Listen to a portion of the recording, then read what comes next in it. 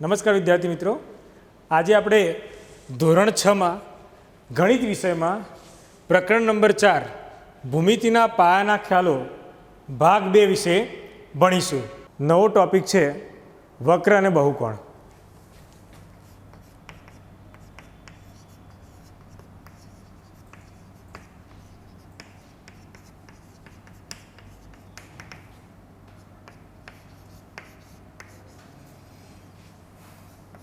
એની અંદર પહેલાં જોઈએ વક્ર.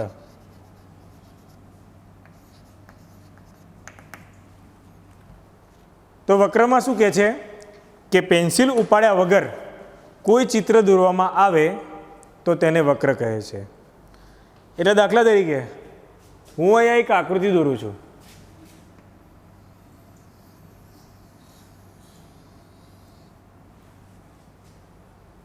વિદ્યાર્થી મિત્રો, તમે અહીંયા જોઈ શકો છો, અહીં મેં આકૃતિ અહીંથી શરૂઆત કરી અને આ રીતે આકૃતિ આખી સળંગ દોરી.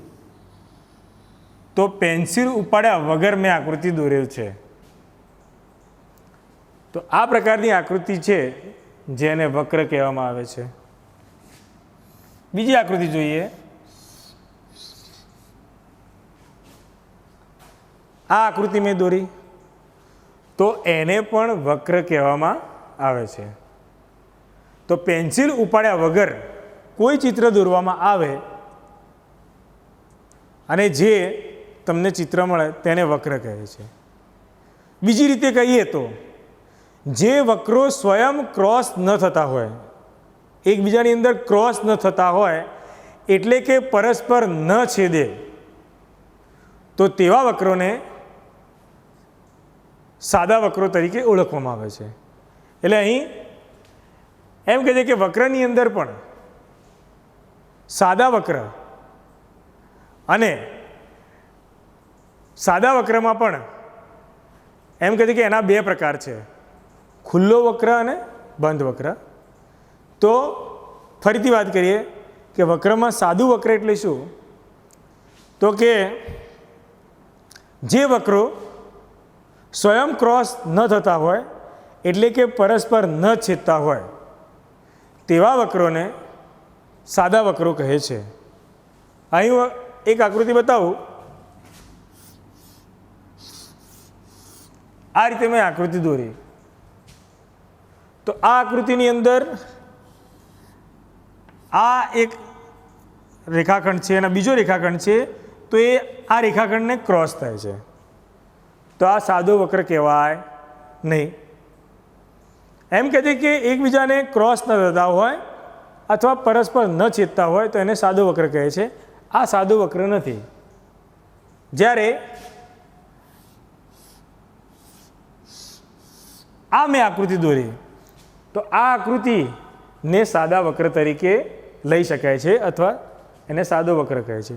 કે અહીં એની કોઈ પણ બાજુ એકબીજાને ક્રોસ થતી નથી. તો આ થયું વક્ર અથવા સાદા વક્ર. હવે અહીં એમ કે છે કે વક્રના બે પ્રકાર છે.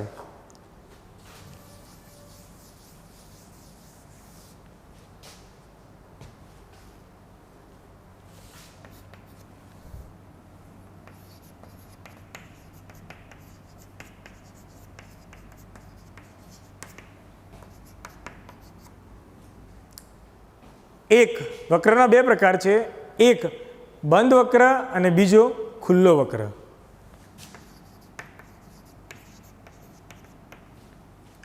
એક પ્રકાર છે બંધ વક્ર અને બીજો પ્રકાર છે ખુલ્લો વક્ર. આગળ વાત કરીએ તો એમ કહે છે કે બંધ વક્રના 3 ભાગ પડે છે. લખીએ.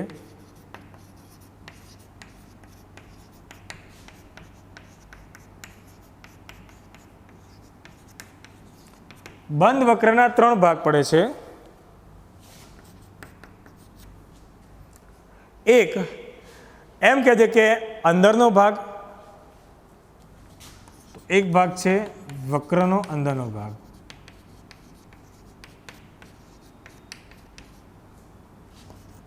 બીજા નંબરમાં એમ કે છે વક્રની હદ અને ત્રીજા નંબરમાં વક્રનો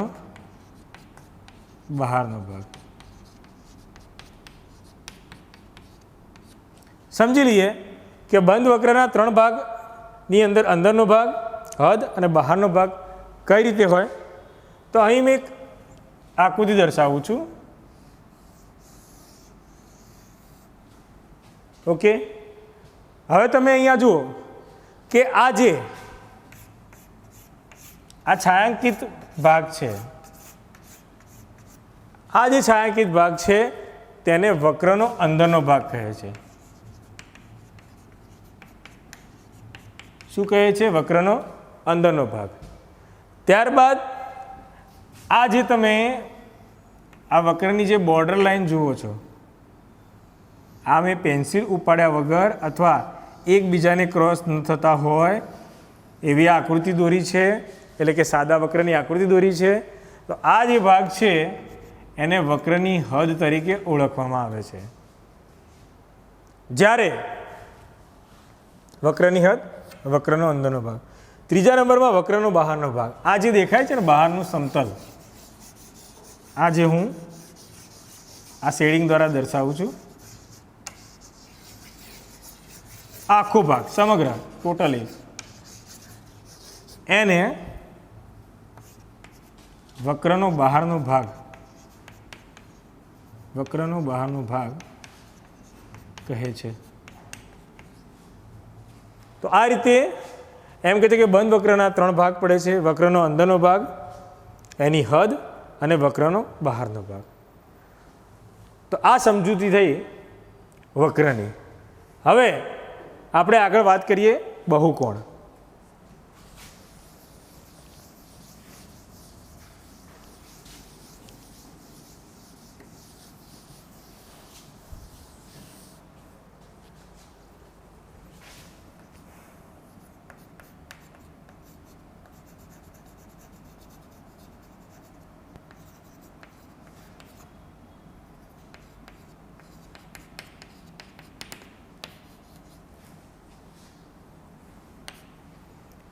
જોઈએ તો એમ કહે છે કે રેખાખંડોથી બનેલા બંધ વક્રને બહુકોણ કહેવાય અને આ બહુકોણ બનાવતા રેખાખંડો તેની બાજુઓ કહેવાય. ફરીથી વાત કરીએ કે રેખાખંડોથી બનેલા બંધ વક્રને બહુકોણ કહેવાય.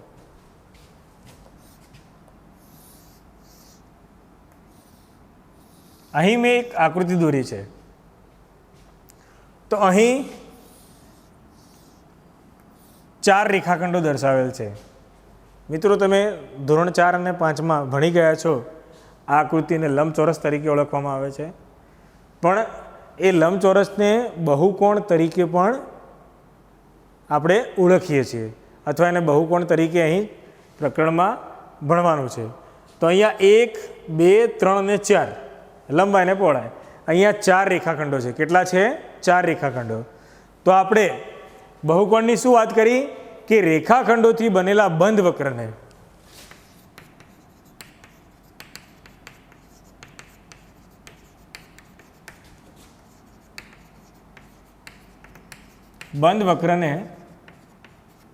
બહુકોણ કહે છે. પેન્સિલ ઉપાડ્યા વગર આપણે દોર્યું અને એ પણ આપણે સાદો વક્ર દર્શાવ્યો છે.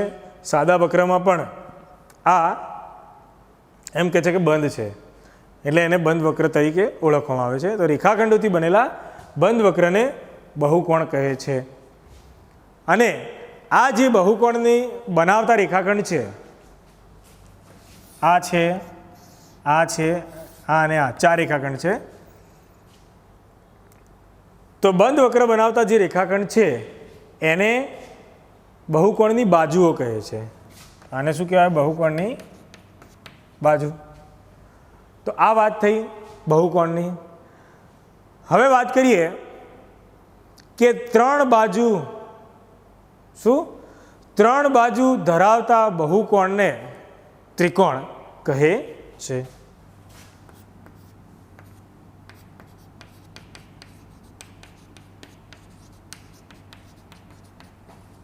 ત્રણ બાજુ ધરાવતા બહુકોણને ત્રિકોણ કહે છે। જોઈ શકો છો તમે આ રીતે પેન ઉપાડ્યા વગર દોરી શકો છો। ત્રણ બાજુ ધરાવતા બહુકોણને ત્રિકોણ કહે છે। અને એવી જ રીતે ચાર બાજુ ધરાવતા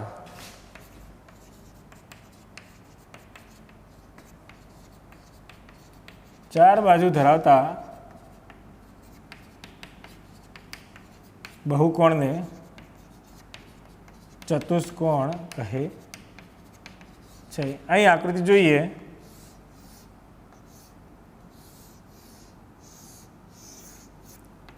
પેન્સિલ ઉપાડ્યા વગર તમે દોરી શકો છો આમથી આમ। તો ચાર બાજુઓ 1 2 3 ને 4 અહીંયા ત્રિકોણની અંદર 1 2 અને 3 આ ત્રણ બાજુ ધરાવતો બહુકોણ છે। અને આ ચાર બાજુ ધરાવતા ચતુષ્કોણને ચાર બાજુ ધરાવતા બહુકોણને ચતુષ્કોણ કહે છે। હવે આગળ વાત કરીએ કે બાજુઓની જોડ જે બિંદુઓમાં છેદે છે તેને બહુકોણના શિરોબિંદુ કહે છે। તો કે બાજુઓના જે જોડ છે એ જે બિંદુઓમાં છેદે તેને બહુકોણની શું કહે છે? તેને બહુકોણના શિરોબિંદુ કહે છે। તો આ બાજુ છે, ચલો આપણે પહેલાં આ બધું ભૂસી કાઢીએ અને એક આકૃતિથી ફરીથી સમજીએ।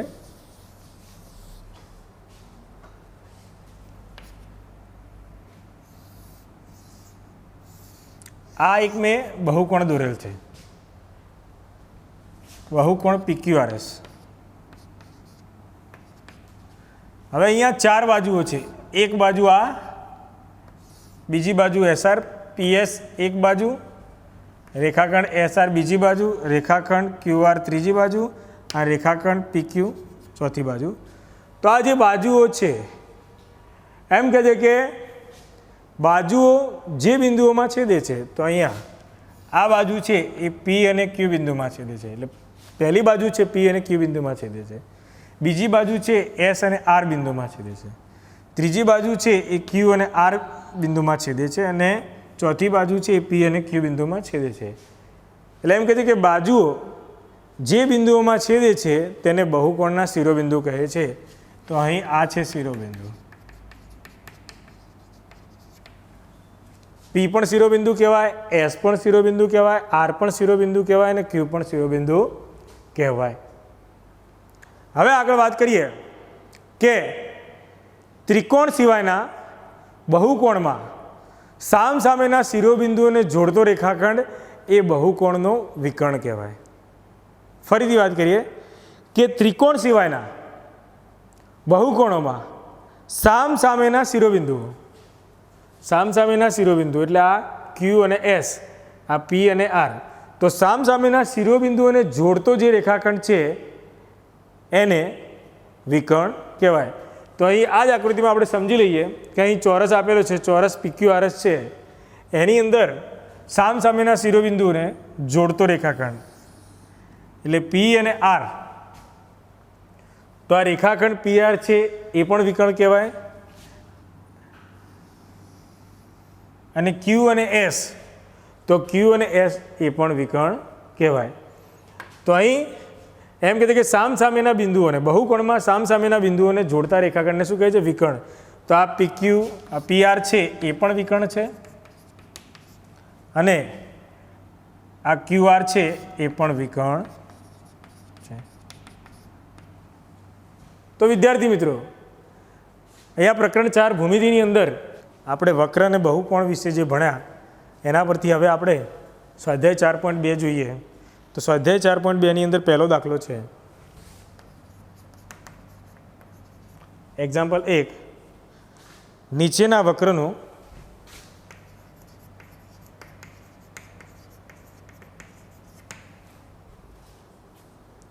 એક ખુલ્લા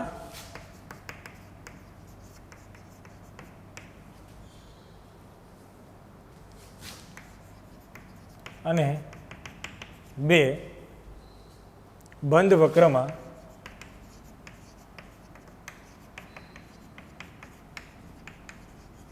વર્ગીકરણ કરો। થોડીક આકૃતિઓ આપેલી છે, એ આકૃતિ પણ આપણે સાથે દોરીશું. એ આકૃતિમાં આ રીતે છે.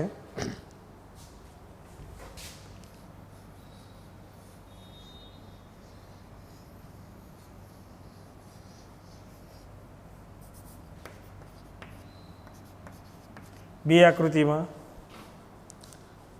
આકૃતિ સી,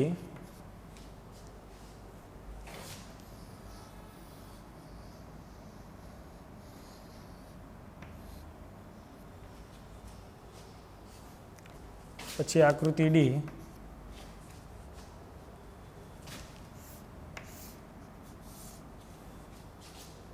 અને આકૃતિ ઈ.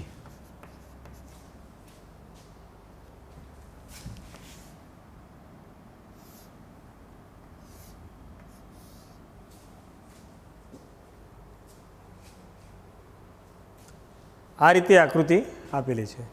હવે એમ કહે છે કે આ એ બી સી ડી ઈ, એની અંદર આપણે એને ખુલ્લા વક્ર અને બંધ વક્રમાં વર્ગીકરણ કરવાનું છે. તો પહેલાં આપણે વાત કરીએ બંધ વક્રની. તો અહીં કઈ આકૃતિ બંધ વક્રમાં છે? તો આકૃતિ બી, આકૃતિ ડી અને આકૃતિ ઈ એ બંધ વક્રની આકૃતિ છે. તો જવાબમાં લખીએ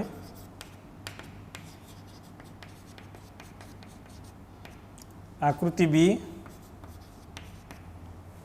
જો તમે જોઈ શકો છો અહીં પેન્સિલ ઉપાડ્યા વગર અથવા ક્રોસ ન થતી હોય એવી આકૃતિ તમે અહીં જોઈ શકો છો. અને ક્રોસ ન થતા હોય અથવા પેન્સિલ ઉપાડ્યા વગરની જે આકૃતિ આપણે દોરીએ છીએ જેને સાદા વક્ર તરીકે લઈ શકીએ છીએ, જેને વક્ર પણ કહેવાય છે. તો આકૃતિ બી, આ પણ તમે આકૃતિ જોઈ શકો છો, સીધી તમે દોરી શકો છો. આકૃતિ ડી અને આકૃતિ ઈ એ બંધ વક્રો છે. અને બીજા નંબરમાં આકૃતિ ઝેડ, એટલે કે આકૃતિ એ. આકૃતિ એની અંદર જુઓ, અહીંથી અને અહીંથી પણ કટ થઈ જાય છે ને અહીંથી પણ કટ થઈ જાય છે, બંધ નથી. એટલે સીધી વાત છે કે બંધ નથી, એટલે એવા વક્રને કયો ખુલ્લો વક્ર તરીકે ઓળખવામાં આવે છે અથવા કહે છે. તો અહીં આકૃતિ એ અને આકૃતિ સી અહીંથી કટ થઈ ગયું છે, અહીંથી જોઈન્ટ નથી, અહીંથી કટ થઈ ગયેલું છે, એટલે એને ખુલ્લા વક્ર તરીકે લેવામાં આવે છે. તો આકૃતિ એ અને આકૃતિ સી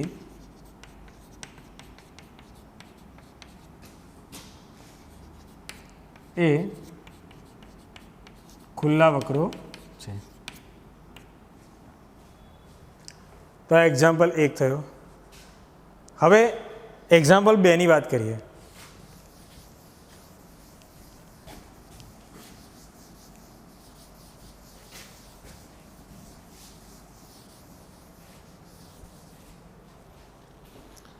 એક્ઝામ્પલ 2 માં કહે છે કે નીચેની પરિસ્થિતિ દર્શાવતી રફ આકૃતિ દોરો. એક્ઝામ્પલ 2,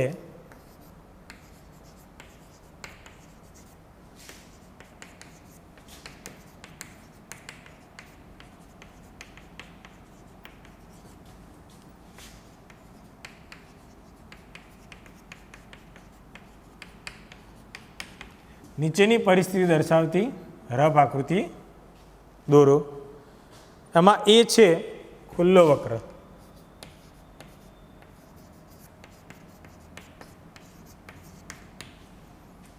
ખુલ્લા વક્રની અંદર એમ કહે છે કે આપણે જે આકૃતિમાં હમણાં આગળ જ જોયું, દાખલા નંબર 1 ની અંદર આપણે જોયું હતું ને કે એની અંદર સી આકૃતિ હતી, એ ખુલ્લો વક્ર હતો. પણ એના સિવાય આપણે થોડુંક અલગ આકૃતિ, રફ આકૃતિ દોરવાની છે. આપણે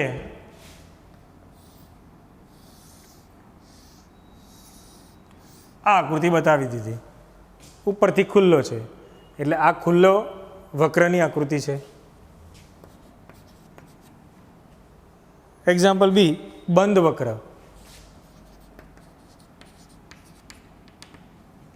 બંધ વક્રમાં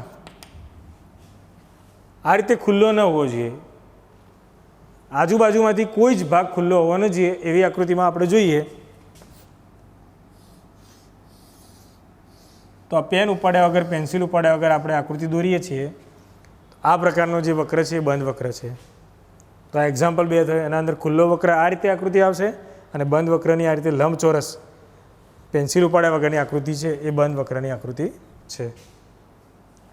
હવે એક્ઝામ્પલ 3ની વાત કરીએ. એક્ઝામ્પલ 3 અહીં મિત્રો આપણે આકૃતિ જ આવે છે ઘણી ખરી. આખા ચેપ્ટરની અંદર આકૃતિ દોરવાની આવશે. એ તમારે આકૃતિ પેન્સિલ ફૂટ રબરનો ઉપયોગ કરવાનો આકૃતિ દોરવાનો. ગણિતની અંદર અને વિજ્ઞાનની અંદર જ્યાં જ્યાં પણ આકૃતિ આવે ત્યાં તમારે પેન્સિલ ફૂટ અને રબરનો ઉપયોગ કરવાનો. પરીક્ષાની અંદર પણ પેન્સિલ ફૂટ રબરનો ઉપયોગ કરવાનો અને ચોપડામાં તમે જ્યારે દોરતા હો આકૃતિ તો પણ પેન્સિલ ફૂટ રબરનો ઉપયોગ કરીને જ આકૃતિ દોરવાની.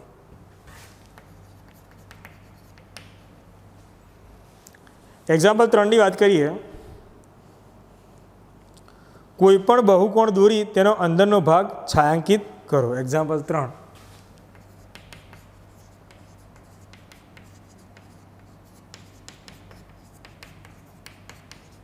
કોઈ પણ બહુકોણ દોરી તેનો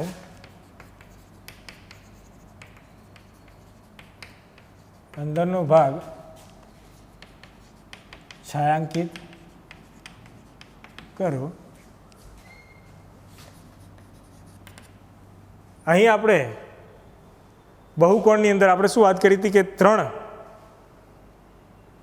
ત્રણ રેખાખંડો ધરાવતા જે અથવા 3 બાજુઓ ધરાવતો જે એમ કહે છે કે આકૃતિ તમને મળે એ ત્રિકોણની બહુકોણ હોય છે.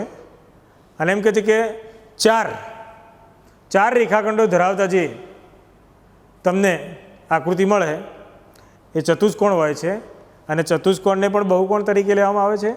અને 3 રેખાખંડ ધરાવતી આકૃતિ ત્રિકોણ છે એને પણ બહુકોણ કહે છે. એટલે કે રેખાખંડોથી બનેલી જે બંધ આકૃતિ છે, રેખાખંડોથી બનેલી બંધ આકૃતિને બહુકોણ તરીકે લેવામાં આવે છે. તો અહીંયા પણ બહુકોણ દોરી તેનો અંદરનો ભાગ દર્શાવવાનો છે. તો આપણે અહીં બહુકોણ તરીકે ચોરસ લઈએ, ABCD નામ આપી દઈએ. બરાબર ને? રેખાખંડોથી એમ કહે છે કે જે બંધ આકૃતિ, રેખાખંડોથી મળતી જે બંધ આકૃતિ હોય એને બહુકોણ તરીકે લેવામાં આવે. તો અહીં પણ આપણે ચોરસ દર્શાવેલ છે. અને હવે એનો અંદરનો ભાગ છે એને આપણે આ રીતે છાંયાંકિત ભાગ દર્શાવીએ. આ એક બહુકોણ છે, આપણે ખાલી આકૃતિ જ દોરવાની છે.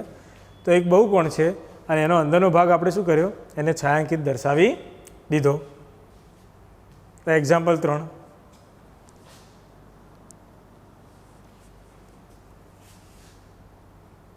ખ્યાલ આવ્યો ને મિત્રો કે અહીંયા ABCD ચોરસ ABCD બહુકોણ છે અને એનો અંદરનો ભાગ છે આપણે છાંયાંકિત દર્શાવેલ છે. સમજી શકાય છે આ રીતે, તમે આકૃતિ દ્વારા સમજી શકો છો. એક્ઝામ્પલ 4 એક્ઝામ્પલ તમારે જરા જોતું રહેવાનું ચોપડીની અંદર. શું કહે છે કે નીચે આપેલી આકૃતિ પરથી પ્રશ્નોના જવાબ આપો.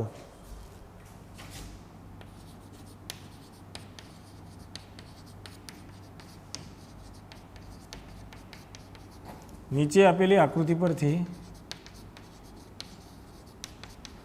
પ્રશ્નોના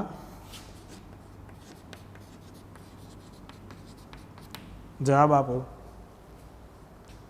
અહીં આકૃતિ આપણે સાઈડમાં દર્શાવીશું. અહીંયા લખી દઈએ.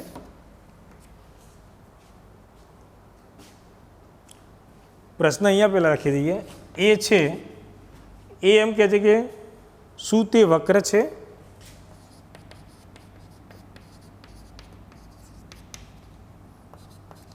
અને પ્રશ્ન બી, શું તે બંધ છે?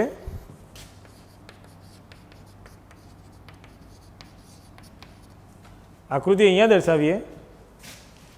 આ રીતની આકૃતિ છે.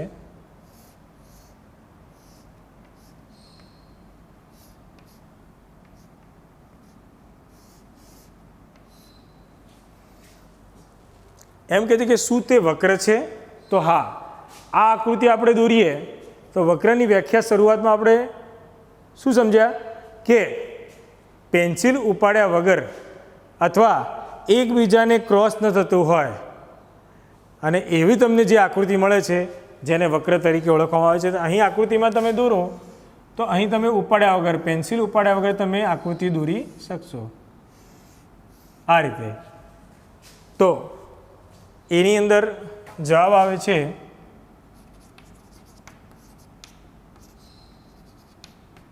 હા તે વક્ર છે.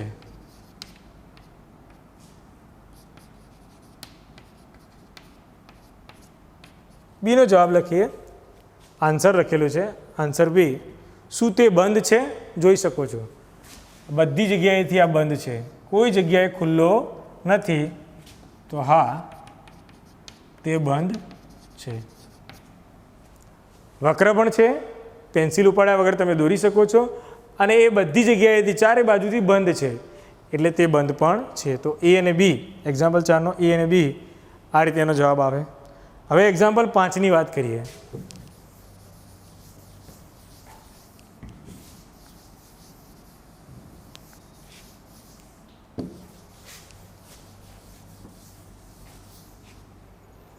એક્ઝામ્પલ 5, જો શક્ય હોય તો નીચેની પરિસ્થિતિ દર્શાવતી રફ આકૃતિ દોરો. જો શક્ય હોય તો નીચેની પરિસ્થિતિ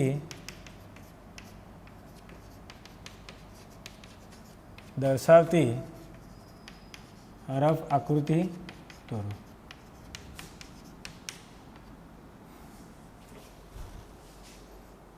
એમાં એ કહે છે બંધ વક્ર કે જે બહુકોણ ન હોય.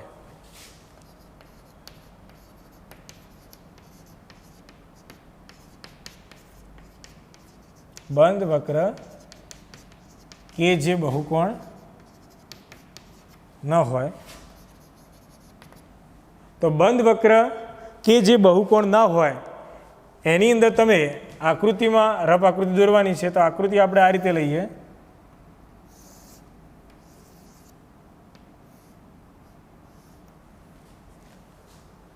આ આકૃતિની અંદર આ બહુકોણ નથી, બરાબર છે. બંધ વક્ર છે, બંધ વક્ર છે પણ બહુકોણ નથી. કેમ કે અહીંયા આ રેખાખંડ નથી, આ અર્ધવર્તુળનો ભાગ આવી જાય છે.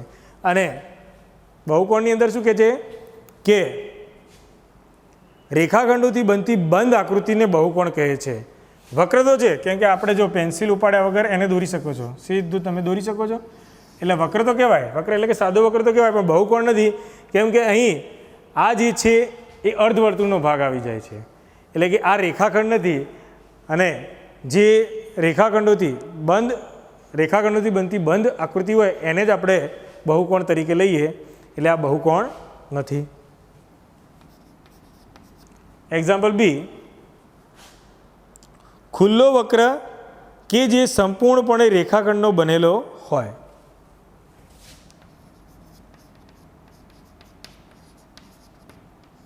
ખુલ્લો વક્ર કે જે સંપૂર્ણપણે રેખાખંડનો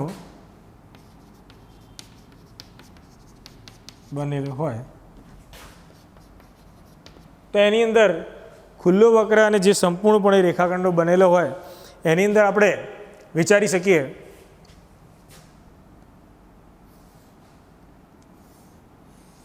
આ રીતની આપણે આકૃતિ લઈ લઈએ કે જો આ આકૃતિની અંદર આ બે છેડા જે છે એ જોડેલા નથી, એને ક્રોસ લીટીથી જોડેલા નથી. એટલે ખુલ્લો વક્ર છે અને સંપૂર્ણપણે રેખાખંડનો પણ બનેલો છે. અહીં જુઓ, આ રેખાખંડ છે, આ પણ રેખાખંડ છે, આ પણ રેખાખંડ છે અને આ રેખાખંડ છે. એટલે રેખાખંડનો બનેલો છે અને આ નીચેથી ખુલ્લો છે. એટલે ખુલ્લો વક્ર છે કે જે સંપૂર્ણપણે રેખાખંડનો બનેલો હોય. તો આ રીતે આકૃતિ આવશે બીની. અને સી, એક્ઝામ્પલ સી, બે બાજુવાળો બહુકોણ.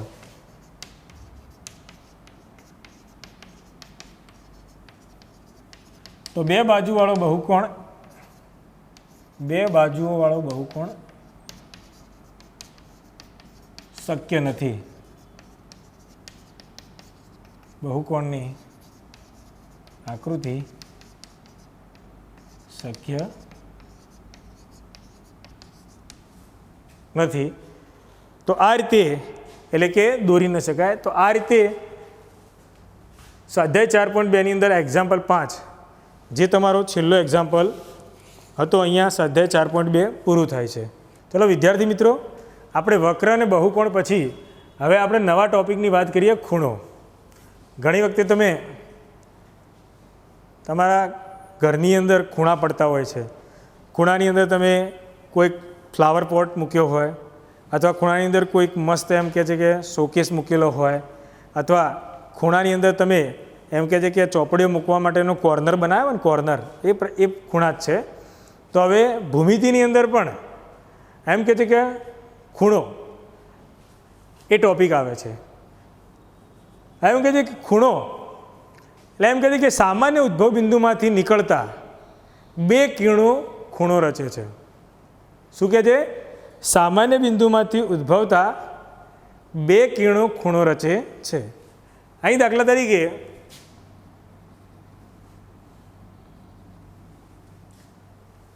આ એક બિંદુ લીધું છે, એને આપણે બી નામ આપી દઈએ. શું નામ આપીએ? બી. અને આ બીમાંથી આ બી છે એમાંથી આપણે બે કિરણો દોરવાના છે, એટલે બીને આપણે ઉદ્ભવ બિંદુ તરીકે લઈશું.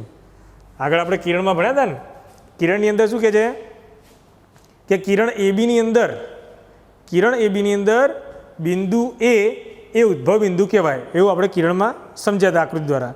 તો અહીં કેપિટલ બી છે એટલે કે બિંદુ બી છે એને ઉદ્ભવ બિંદુ તરીકે લેવામાં આવે છે. શું કહે છે? ઉદ્ભવ બિંદુ. તો ઉદ્ભવ બિંદુમાંથી નીકળતા બે કિરણો એ ખૂણો રચે છે. તો અહીં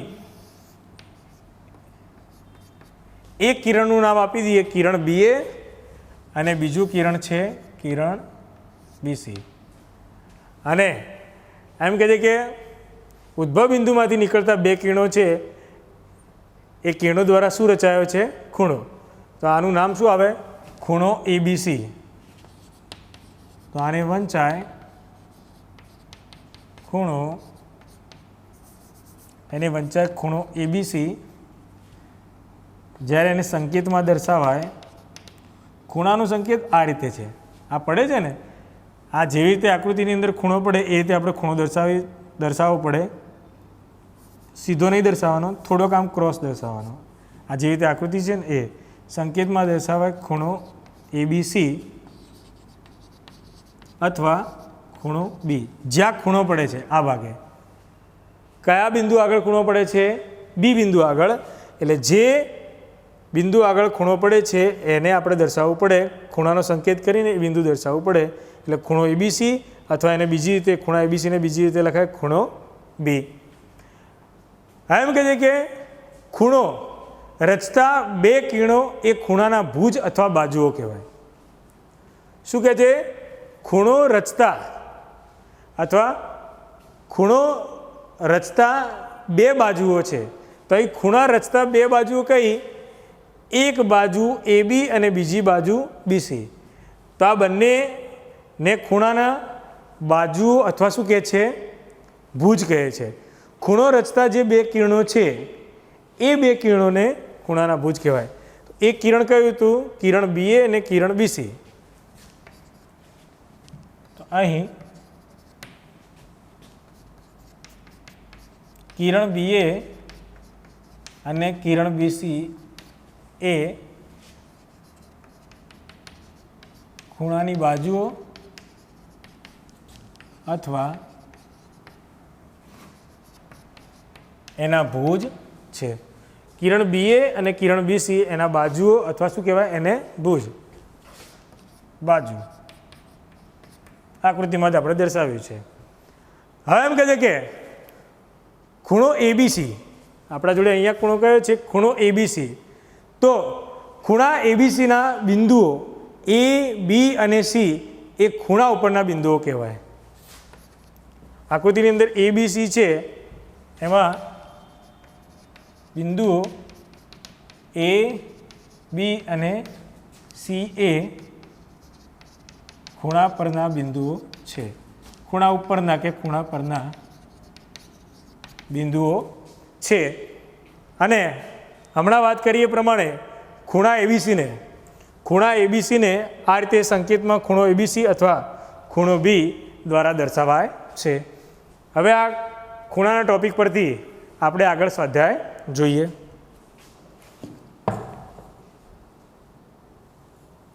સ્વાધ્યાય 4.3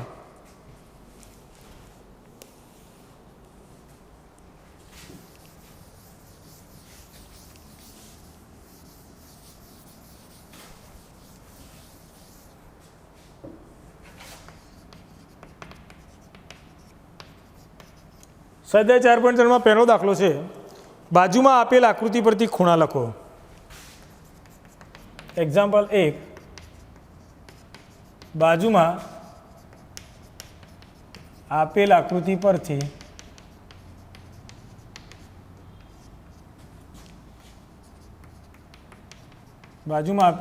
પરથી ખૂણા લખો. આકૃતિ આપણે દોરી દઈએ.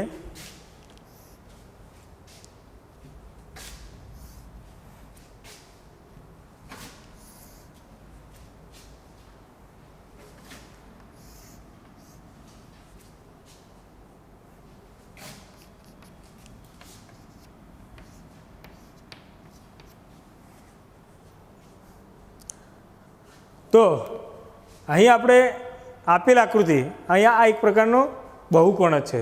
બહુકોણ એટલે ચતુષ્કોણ કહેવાય. કયું છે? ચતુષ્કોણ. અને ચતુષ્કોણને બહુકોણ તરીકે લેવામાં આવે છે. અહીં ચતુષ્કોણ બતાવી છે, એના ખૂણાઓના નામ લખવાના છે. તો એક પહેલો આવશે ખૂણો એ, અથવા એને લખાય ખૂણો ડી એ બી. આપણે વાત કરી હતી ને, જો ખૂણો ડી એ બી આટલો ખૂણો પડે છે, આટલો જ તમારા મગજમાં વિચારવાનું. રંગીન ચોક દ્વારા દર્શાવું ખૂણો ડી એ બી. અને જ્યાં ખૂણો પડતો હોય એ બિંદુને આપણે વચ્ચે મધ્યમાં લખવું પડે. તો ડી એ બીમાં એ વચ્ચે છે. બીજા નંબરમાં ખૂણો બી. આની વાત કરીએ. ખૂણો બીની અંદર આટલો ખૂણો પડે છે, તો એ બી અને સી. ખૂણો બી અથવા ખૂણો એ બી અને સી. ત્રીજા નંબરમાં આ વાત કરીએ ખૂણો સી. તો ખૂણા સીમાં કયો ખૂણો બને છે? અહીંયા તમે જોઈ શકો છો, એક સી બી એ પણ ખૂણો બને છે, અથવા બીજો ખૂણો એ બી સી અને ડી, બીજો ખૂણો બને છે બી સી અને ડી. તો એ પણ દર્શાવી શકાય. તો ખૂણો સી અથવા ખૂણો બી સી ડી. જે આ ખૂણો દર્શાવેલ છે એ એનું મધ્યમાં આવવું જોઈએ. અહીંયા બી છે તો મધ્યમાં બી આવવું જોઈએ.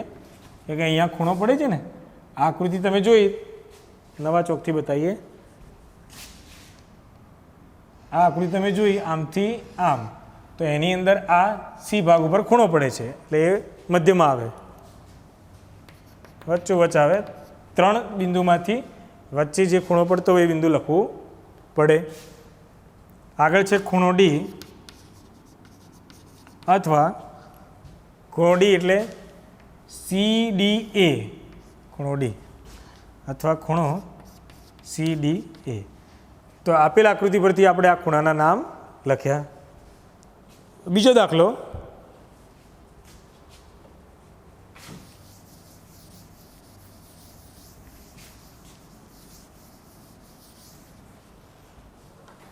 એમાં પણ આકૃતિ આવે છે. રકમ લખીએ, ત્યારબાદ આકૃતિ લખીને આપણે આગળ જવાબ લખીએ. એક્ઝામ્પલ 2, બાજુમાં આપેલી આકૃતિ પરથી માગેલ બિંદુઓ લખો.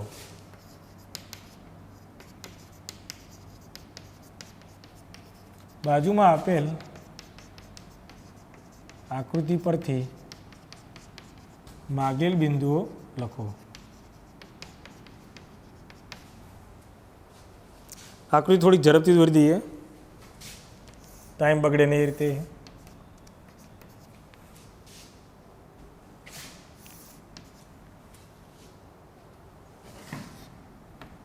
ઓ બિંદુ, અહીંયા ડી છે, બી, ઈ, એ,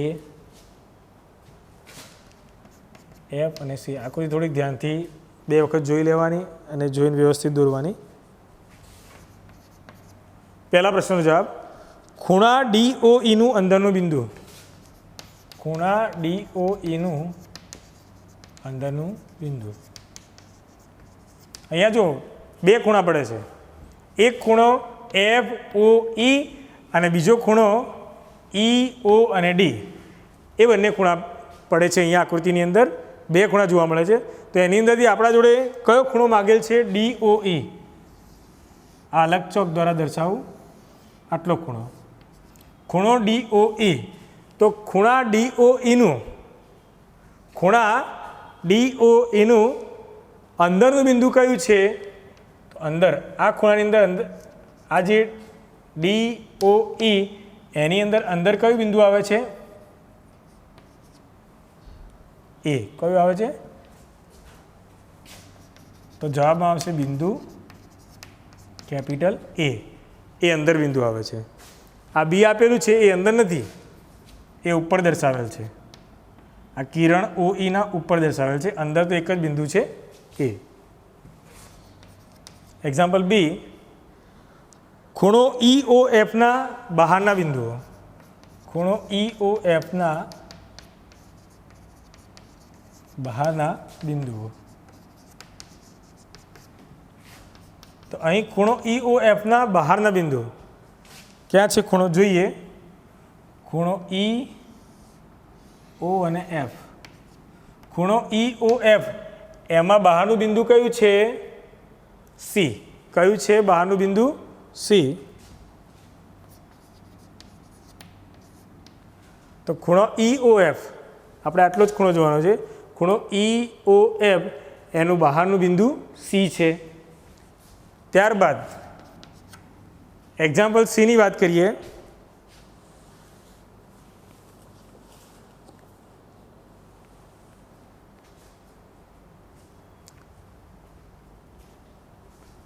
EOFના બહારના બિંદુની અંદર આપણે C તો લઈએ, પણ એમ કહે છે કે આ ખૂણો EOD છે ને, એ પણ આપણે એમ કહે છે કે બહારના બિંદુ તરીકે લઈ શકીએ. કેમ કે અહીંયા EOF એનું બહારનું બિંદુ C છે અને આ બિંદુ A અને આ બિંદુ D છે એ પણ EOFના બહારના બિંદુ તરીકે જ લેવાય.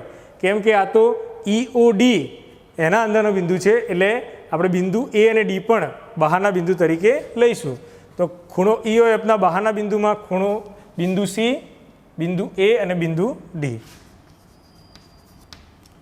બિંદુ A અને બિંદુ કેપિટલ D એને આપણે બહારના બિંદુ તરીકે લઈશું.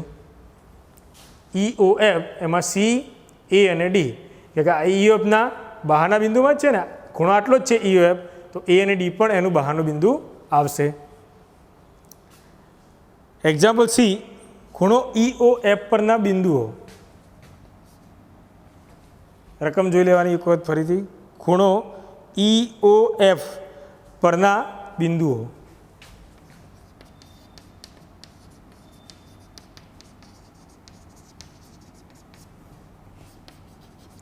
તો ખૂણો EOF ક્યાં છે? EOF એના પરના કયા કયા બિંદુ આવશે? તો O આવશે, B આવશે, E આવશે અને F આવશે. તો એની અંદર લખીએ બિંદુ, કે ખૂણો છે, ખૂણો EOF છે, એનો મતલબ કે EO અને F તો આવવાના જ છે. તો અહીંયા જોઈ શકો છો EO અને F એ ખૂણો છે, એટલે એ જે બિંદુઓ છે ખૂણા પર જ આવશે. પણ એના સિવાયનું એક બિંદુ B પણ છે. કયું છે? B. બિંદુ EOF અને B એ ખૂણા EOF પરના બિંદુઓ છે. તો આ થયો એક્ઝામ્પલ 2. હવે આપણે એક્ઝામ્પલ 3 જોઈએ.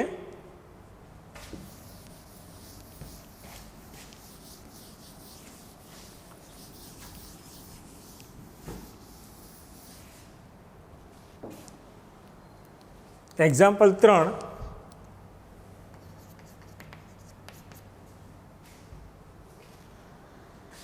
નીચેની પરિસ્થિતિ દર્શાવતી બે ખૂણાની કાચી આકૃતિ દોરો. નીચેની પરિસ્થિતિ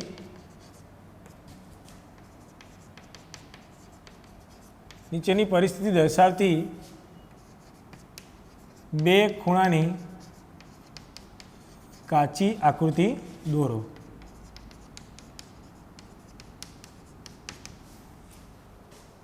બરાબર, આકૃતિ આપણે દોરવાની છે. જોઈએ પહેલો દાખલો શું કહે છે, બંનેમાં એક સામાન્ય બિંદુ હોય. બંનેમાં એટલે બંને ખૂણામાં, બંનેમાં એક સામાન્ય બિંદુ હોય.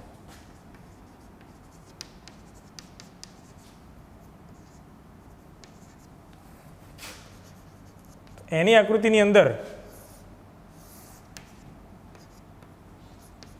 આ ખૂણો ABC છે, એની અંદર મધ્યમાં એક આપણે કિરણ ડી દર્શાવી દઈએ. ખૂણા ABCના આપણે વચ્ચે કિરણ BD દ્વારા, એટલે કિરણ BD છે દ્વિભાજક છે, અને દ્વિભાજક દોરીને આપણે ખૂણા ABCના બે ભાગ કર્યા. તો અહીંયા ખૂણો ABC એનો દ્વિભાજક કિરણ BD દોર્યો, તો આની અંદર બે ખૂણા બને છે. કયા? ABD, ખૂણો ABD, અને બીજો કયો બને છે? ખૂણો DB અને C. ABD, ખૂણો ABD અને ખૂણો DBC. તો બંનેમાં એક સામાન્ય બિંદુ જોઈ શકો છો. બંનેમાં એક સામાન્ય બિંદુ B આવે છે. એક કરતાં વધારે આવે તો ચાલે, પણ અહીંયા B પણ આવે છે અને D પણ આવે છે, એટલે ગમે તે એક સામાન્ય બિંદુ મળવું જોઈએ. એટલે ખૂણો ABD એની અંદર B અને DBC એની અંદર પણ સામાન્ય બિંદુ B આવે છે. પ્રશ્ન બી શું કહે છે કે બે સામાન્ય બિંદુઓ હોય.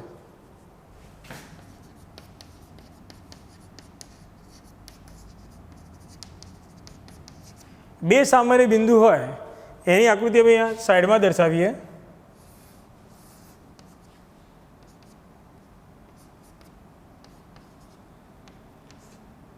તો આ મેં ખૂણો ABC દોર્યો, અને એની અંદર અહીંયા એક દર્શાવી દઉં D.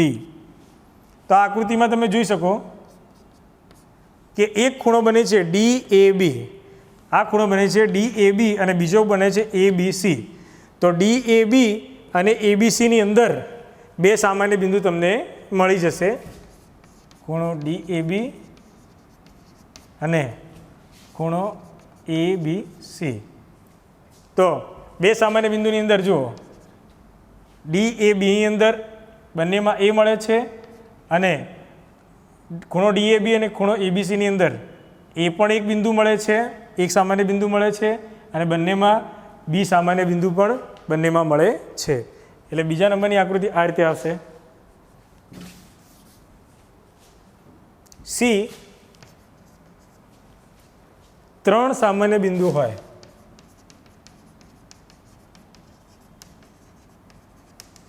તો મિત્રો તમે આકૃતિ જરા વિચારશો તો આ આકૃતિ તમને મળશે નહીં. ત્રણ સામાન્ય બિંદુ હોય એવી આની અંદર ના મળે. એક અથવા બે સામાન્ય બિંદુ હોય એવા જ ખૂણા આપણે દોરી શકીએ. ત્રણ સામાન્ય બિંદુમાં ના મળે તો એમાં આકૃતિ ન મળે. ત્રણ ન મળે તો એનો મતલબ કે ચાર સામાન્ય બિંદુ પણ મળશે નહીં. તો ચાર સામાન્ય બિંદુઓ, તો ચાર સામાન્ય બિંદુ હોય એની અંદર પણ આકૃતિ ન મળે. અને પ્રશ્ન છેલ્લો, એક કિરણ સામાન્ય હોય.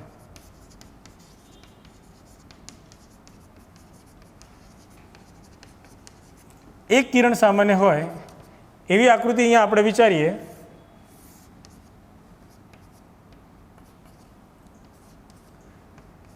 અહીંયા આપણા જોડે ખૂણો PQR છે, અને એનું એક દ્વિભાજક આપણે X દોરી દઈએ. તો ખૂણો પી ક્યુ એક્સ, એક ખૂણો કયો બનશે? ખૂણો પી ક્યુ એક્સ અને બીજો બનશે એક્સ ક્યુ આર. એની બંનેની અંદર કયું કિરણ સામાન્ય આવે છે? કિરણ ક્યુ એક્સ. બાજુમાં લખીને જોઈ લઈએ, ખૂણો પી ક્યુ એક્સ અને ખૂણો એક્સ ક્યુ આર. તો બંનેમાં તમે જુઓ એક્સ ક્યુ અથવા ક્યુ એક્સ મળે છે, તો એક સામાન્ય કિરણ કયું મળે છે? ક્યુ એક્સ. તો વિદ્યાર્થી મિત્રો, અહીંયા આ સ્વાધ્યાય 4.3 પૂરું થાય છે.